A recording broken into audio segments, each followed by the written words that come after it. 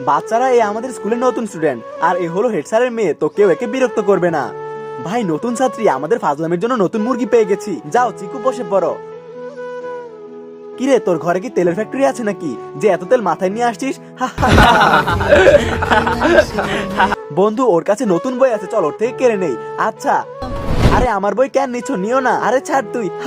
চলো বাচ্চারা সবাই বই বের করো। আরে স্যার চিকু বই নিয়ে আসেনি। চিকু ক্লাসের বাইরে গিয়ে দাঁড়িয়ে থাক। এরা তো দেখছি আমার ধৈর্যের সীমা পার করে ফেলছে। অনেক জ্বালাইছে আমাকে, এবার তোমাদের পালা। মানে যা তোমরা আমার ভাইয়ের সাথে করছো। ভাই কি হয়েছে তোর? কে করছে এসব তোর সাথে? তো এরা করছে এসব?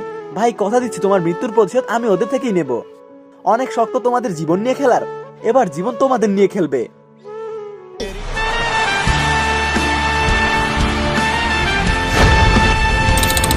আজ আমি তোমাদের ছাড়বো না। হ্যাঁ ওদের উচিত শিক্ষা দিতে হবে।